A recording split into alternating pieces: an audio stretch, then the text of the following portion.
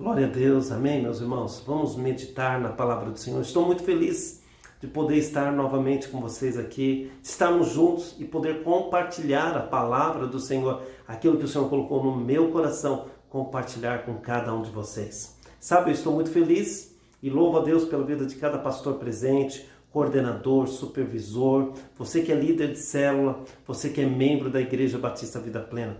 Que o Senhor te abençoe grandemente. Mas eu agradeço muito ao Senhor também por você que está conosco pela primeira vez. Seja muito bem-vindo, em nome de Jesus. Antes de nós meditarmos na palavra do Senhor, permita-me fazer uma oração por você. Talvez você está com a gente hoje aqui, nesse culto, triste.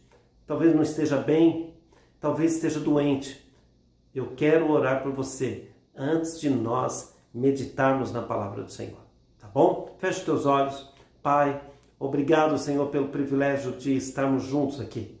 Ó Deus, se há tristeza entre nós, que ela vai embora agora. Se há angústia, que vai embora agora. Ó Deus, se há doença, que toda enfermidade seja repreendida agora. Ó Deus, nós declaramos, somos dependentes do Teu Espírito Santo. Deus, eu peço a Tua unção sobre nós, sobre cada um dos Teus filhos, para podermos juntos podemos crescer na Tua palavra e sermos enriquecidos por ela. Em nome de Jesus é que nós oramos. Amém e amém. Nós vamos abrir a nossa Bíblia na carta do apóstolo Paulo a Tito. Nós vamos ver no capítulo 2 e versículo de número 13. Então, abra aí, capítulo 2, versículo 13. Diz assim: aguardando a bem-aventurada esperança e o aparecimento da glória do grande Deus e nosso Senhor Jesus Cristo. O tema que eu quero dar é Jesus, nossa bendita esperança. O apóstolo Paulo escreve então a Tito e desafia Tito a 3 coisas. Primeiro, organizar a igreja. Segundo, estabelecer uma doutrina correta. Terceiro, de incentivar, de motivar os irmãos a terem conduta santa. Mas também o apóstolo Paulo, escrevendo a esse líder, que é um jovem Tito, e também para cada um de nós, ele escreve revelando Jesus como o grande Deus, como o Senhor de todas as coisas. Ele revela também que Jesus é a nossa bendita esperança, a bem-aventurada esperança, a feliz esperança. E é sobre isso que eu quero falar com você. Jesus, nossa bendita esperança. Em primeiro lugar, Jesus, nossa bendita esperança, venceu. Veja lá Tito, capítulo de número 2, versículo 11. Porque a graça de Deus se há manifestado, trazendo salvação a todos os homens. Você tem esperança? Que tipo de esperança você tem? Quanto de esperança você tem? Você tem esperança de dias melhores? Deixa eu te perguntar, você tem esperança de ir para o céu? Você tem esperança de viver a eternidade com Jesus? O apóstolo Paulo, escrevendo a Tito, ele diz que Jesus Cristo trouxe salvação a todos os homens. Mas o que é salvação, pastor? Salvação tem a ver com a eternidade. Todos os homens precisam ser salvos. Mas por quê? Por que todos os homens precisam ser salvos? Porque todo ser humano tem um espírito que é eterno. Você que está com a gente, você está conosco nesse culto, você tem um espírito que é eterno. Daqui a 1 milhão de anos, você continuará existindo. E hoje mesmo, você está caminhando ou para o céu ou para o inferno. Você está caminhando para uma eternidade com Deus ou uma eternidade sem Deus. Aí você pode perguntar, entendi, pastor. Todos precisam ser salvos, porque tem um espírito que é eterno. Mas salvos do quê? Eu quero que você entenda que dentro de uma perspectiva bíblica, todos os homens pecaram, estão destituídos da glória de Deus. Todos nasceram de uma semente chamada pecado. E por causa disso, todos os homens, todos os seres humanos estão destinados ao inferno. O inferno, que segundo Mateus capítulo 25, versículo 41, está destinado para o diabo e seus anjos, não para o homem. Mas o pecado, ele entrou na raça humana, ele entrou na humanidade como uma doença mortal. E por causa do pecado, então todos os homens têm o seu destino, o inferno. Não tem como, todos os problemas da humanidade, todos os problemas do homem é por causa do pecado. E o pecado é que gera a morte no homem. A morte que veio como um castigo. Por isso que é muito importante você compreender os 3 tipos de morte que um homem que não tem Deus vai experimentar. A primeira morte é espiritual, já está experimentando. Que segundo Efésios capítulo 2, versículo 1, que diz que o Senhor Jesus nos encontrou mortos nos nossos pecados. Isso chama-se morte espiritual. O segundo tipo de morte é a morte física. Hebreus capítulo 9, versículo 27 diz que ao homem está determinado morrer uma única vez. Depois disso, segue-se o juízo. Essa é a segunda morte, a morte física. E a terceira morte que um homem sem Deus irá experimentar é o que Apocalipse capítulo 21, versículo 8 diz, que todos aqueles que não foram encontrados no livro da vida serão lançados no lago de fogo. E ele diz, essa é a segunda morte. Então o homem sem Deus vai experimentar 3 tipos de morte. Primeiro ele experimenta a morte espiritual. A segunda morte é a morte física. E a terceira é a morte eterna, ou a segunda morte. Aí você pode perguntar assim, ainda mais, tá bom, salvação tem a ver com a eternidade, tem a ver que todos os homens precisam ser salvos porque têm o Espírito eterno. Salvos do pecado, salvos da morte. Agora, que tem um culpado nisso, pastor? Quem que é o culpado? É o governo? É o sistema? É partido político?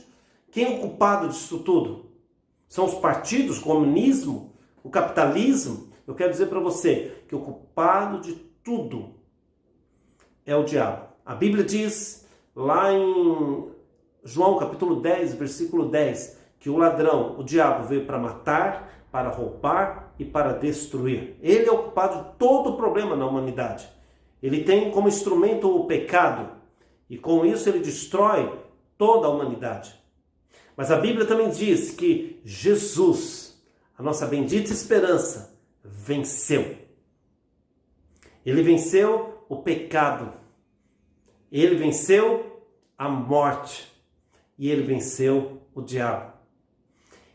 Ele foi vencedor. E ele venceu tanto o pecado quanto a morte, quanto o diabo, para que eu e você pudéssemos ser vencedores. Jesus, a nossa bendita esperança, venceu para me fazer vencedor, para te fazer vencedor. Ele venceu o pecado, venceu a morte, venceu o diabo. Veja lá Romanos capítulo 8, a partir do verso 31, não vou ler por causa do nosso tempo, mas diz que nós podemos sofrer muitas angústias e tristezas, perseguições nessa vida. Mas somos mais do que vencedores por intermédio daquele que nos amou, a saber, Jesus Cristo. Então, em primeiro lugar, Jesus, nossa bendita esperança, venceu. Em segundo lugar, Jesus, nossa bendita esperança, nossa feliz esperança, é o próprio Deus. Veja então Isaías, capítulo 7, versículo 14. Abra sua Bíblia, Isaías 7, 14. Eu vou ler aqui. Diz assim, porque o mesmo Senhor vos dará um sinal, eis que uma virgem conceberá e dará à luz um filho, e será o seu nome Emanuel, isto é, Deus conosco. Deus conosco. Jesus é o próprio Deus. Não há esperança no governo. Não há esperança na política. Não há esperança na cultura. Não há esperança na religião. Ou mesmo no dinheiro. Não há esperança nas drogas ou no álcool. Não há esperança. A única esperança está em Jesus Cristo. Deixa eu te falar. Se Jesus fosse apenas um homem que viveu lá atrás, lá no passado, estaríamos perdidos, sem esperança. Se Jesus tivesse sido um grande filósofo do passado ou mesmo do presente, não adiantaria nada, estaríamos perdidos, sem esperança. Se Jesus tivesse sido aquele personagem que operou grandes coisas, que fez grandes milagres lá no passado, morreu e ficou lá atrás, lá no passado, estaríamos perdidos. Não teríamos esperança alguma. Mas Jesus, Ele está vivo e nós podemos ter esperança porque Jesus está vivo. E o apóstolo Paulo, escrevendo a Tito, diz, olha, Jesus é o nosso grande Deus. Ele é o nosso grande Deus e Senhor. Ele é a nossa bendita esperança que estamos aguardando. Jesus, Ele é o Senhor. Ele tem poder, Ele tem autoridade. E por Ele ter poder e autoridade, Ele pode te libertar da escravidão do pecado. Ele pode quebrar as cadeias do pecado. Jesus tem poder e autoridade. Ele pode ouvir a tua oração e operar milagres na tua vida. Jesus pode te salvar, pode te dar vida eterna. E por Ele ter nos salvado, então nós estamos aqui anunciando a pessoa dele como o próprio Deus. Jesus, Ele é o Senhor, Ele é o próprio Deus. Então as pessoas estão sofrendo, as pessoas estão padecendo, as pessoas estão angustiadas. Talvez você esteja nessa situação. Talvez você está angustiado, você está triste. Meus irmãos, talvez há mágoa no teu coração, talvez há rancor no teu coração, talvez há muito sofrimento, angústia, tristeza, miséria. Eu quero falar que a única pessoa que pode remover todas as trevas da tua vida é o próprio Deus. Ele é a única pessoa que pode fazer isso. O psiquiatra não pode fazer isso, o psicólogo não pode fazer isso, mas Jesus, o Senhor, o próprio Deus, pode fazer. Jesus, a nossa bendita esperança, nossa feliz esperança, é a nossa esperança, é a nossa bendita esperança, porque Ele é o próprio Deus, o grande Deus e Senhor. Em terceiro lugar, Jesus, a nossa bendita esperança, nossa feliz esperança, nos remiu. Veja lá, Tito, capítulo 2, versículo 14, vamos ler juntos aqui. 2,14 diz assim: o qual se deu a si mesmo por nós, para nos remir de toda iniquidade e purificar para si um povo especial, zeloso de boas obras. Então, em terceiro e último lugar, Jesus, a nossa bendita, a nossa feliz esperança, nos remiu. E esse verbo remir tem dois sentidos. Primeiro, é o ato de resgatar com força do poder de outro. Segundo lugar, é o ato de fazer esquecido acontecimentos passados. Esses são os dois significados de remir. Lá em Colossenses capítulo 2, versículo 14, versículo 15, explica muito bem essa questão do primeiro sentido de remir, de resgatar com força da mão de outro. A Bíblia diz, o apóstolo Paulo escrevendo aos Colossenses, ele fala assim: aquela cédula, aquela promissória que estava nas mãos do diabo, que dava a ele governo sobre a nossa vida. Quando Jesus foi na cruz, ele rasgou essa promissória, nos resgatando do poder das trevas. Mas não somente isso, ele fala: o Senhor expôs publicamente o nosso adversário. Isso quer dizer o quê? Envergonhou o diabo, vencendo-o lá na cruz. Então entenda, meus irmãos, de repente você está aqui, está lutando contra o pecado, está lutando, buscando de todas as formas se libertar e não consegue. Deixa eu te falar uma coisa: Jesus, a nossa bendita, a nossa feliz esperança, Ele nos remiu, Ele te liberta do pecado, Ele tem poder para fazer isso. Então mude a tua cabeça, comece a dizer assim: Jesus, a minha bendita esperança, me resgatou do poder das trevas, das mãos do diabo. Amém, meus irmãos? Essa é a primeira definição de remir. A primeira definição é resgatar, é o ato de resgatar do poder de outro. Jesus fez isso por nós. A nossa bendita esperança fez isso por nós. Segundo sentido da palavra, desse verbo remir, tem a ver com um ato de fazer esquecido acontecimentos passados. Lá em Hebreus capítulo 10, versículo 17, dá o sentido dessa palavra remir, que é esquecer acontecimentos passados. Lá diz que o Senhor não se lembra mais dos nossos pecados. Isso quer dizer o quê, meus irmãos? Que não há lembrança dos nossos pecados diante de Deus. Deus não se lembra mais. O Senhor não se lembra mais dos teus pecados passados.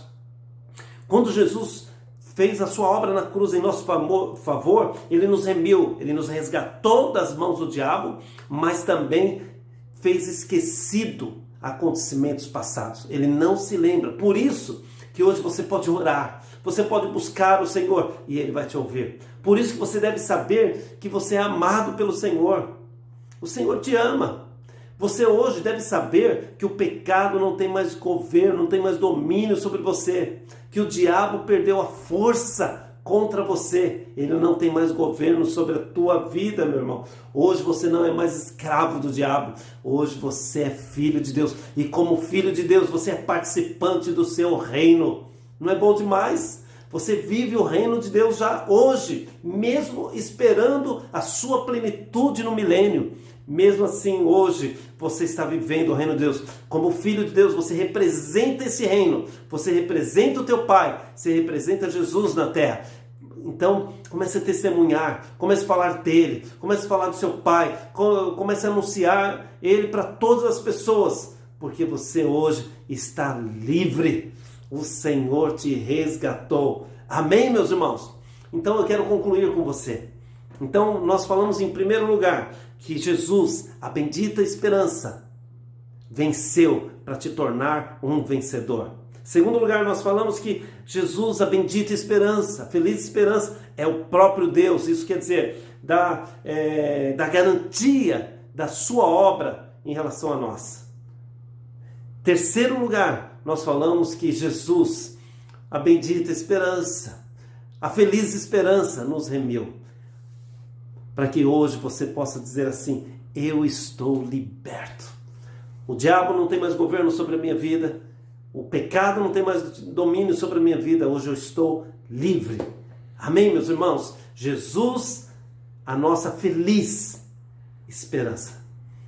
Não poderia ter um outro momento mais próprio para falarmos disso. As pessoas estão nessa quarentena já há mais de 90 dias. Estão desesperadas, estão angustiadas. Eu quero falar para você que talvez você está passando por uma tristeza, por uma angústia, uma incerteza na vida. Jesus é a única esperança. Ele é a nossa bendita esperança.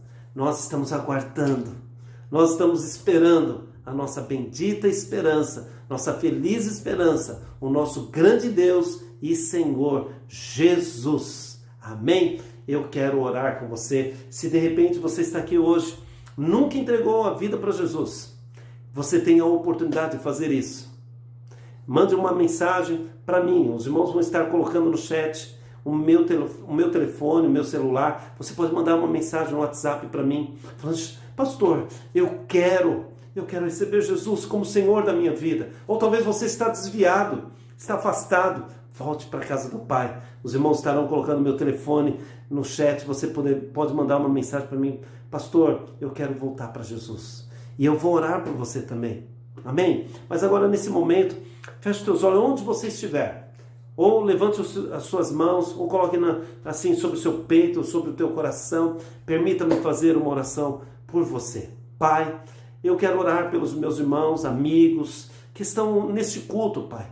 Talvez angustiados, tristes, ó Deus, desesperançosos, talvez estão passando por situações tão difíceis na vida. Senhor, angústia, miséria, rancor, raiva. Deus amado, que a Tua palavra seja revelada no coração deles, que eles possam ver, Senhor, que Jesus é a única esperança, é a nossa bendita esperança. Ah, Senhor, eu peço que no nome de Jesus o Teu Espírito Santo possa, ó Deus, trabalhar no coração dos Teus filhos, dos nossos irmãos. Ó Pai, que o Teu Espírito Santo possa confortar cada um daqueles que estão conosco nessa noite. Que esta palavra seja uma palavra de ânimo, de alegria. Ó Deus, uma palavra de renovo e uma palavra, Senhor, de esperança. Pai, eu oro por eles, agradecidos. Ó Deus, agradecido por este culto, agradecido pela presença deles, agradecido por cada um deles, por esses que vão entregar a vida para Jesus, por esses que estão voltando hoje para Jesus. Pai, obrigado. Te louvamos em nome de Jesus. Amém.